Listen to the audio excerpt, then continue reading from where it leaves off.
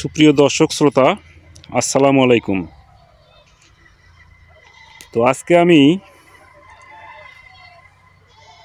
এমন একটা বিষয়ে কথা বলবো, যারা আধুনিক প্রযুক্তিতে যারা শশার চাষাবাদ করে থাকে, যারা আধুনিক প্রযুক্তির উপর নির্ভরশীল, যারা আধুনিক প্রযুক্তিকে বিশ্বাস করে, তো তাদের উদ্দেশ্যে আমি বলবো। তে আপনারা দেখতেই পাচ্ছেন, এখানে আমি একটা শশার মাঠে উপস্থিত আছি।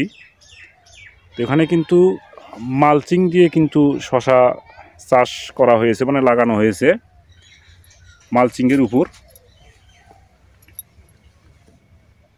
আর উপরে আপনারা দেখতে পাচ্ছেন এখানে মাছা দিয়ে দেওয়া হচ্ছে, কিন্তু এ প্যাটার্নের মাছা দেখতে পাচ্ছেন। উচ্চতা প্রায় 6 ফুটের মতো, 6 ফুটের বেশি হবে।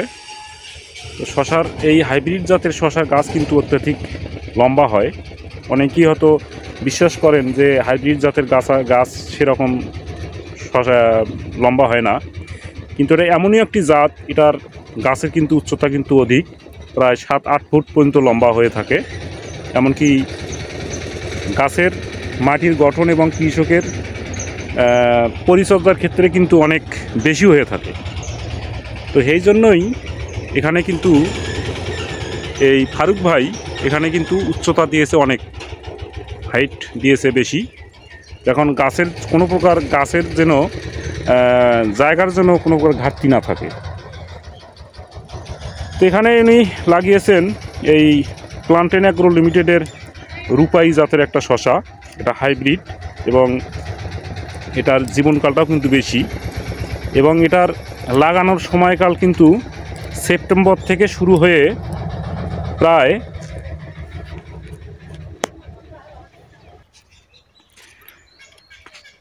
মার্চ মাস পর্যন্ত কিন্তু এটার লাগানোর সঠিক টাইম।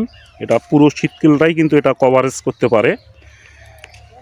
তো যদি তাপমাত্রা একটু বেশিও হয়, সেই ক্ষেত্রে কিন্তু এটার উপর তেমন কিন্তু এফেক্ট কিন্তু পড়ে না। তখন এটা অতি আগাম লাগানো যায় এবং অতি লেটেও লাগানো হয়ে যাবে।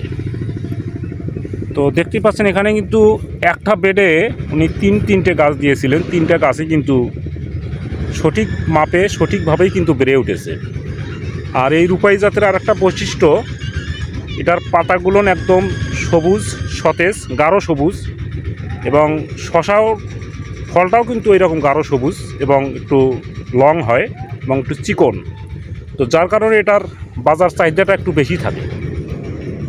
তো দেখতেই পাচ্ছেন এখানে কিন্তু অলরেডি কিন্তু শাখা প্রশাখা বের হওয়ার একটা প্রক্রিয়া চলছে।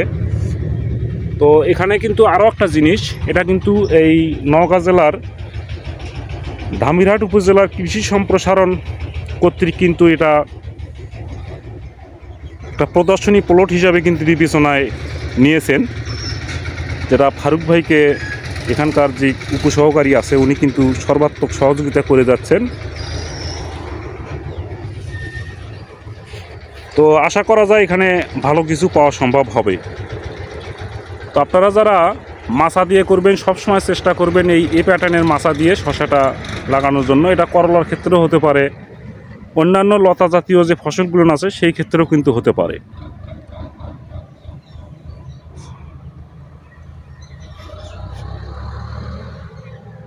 তোকে আপনারা সবাই ভালো থাকবেন, সুস্থ থাকবেন। আল্লাহ হাফেজ।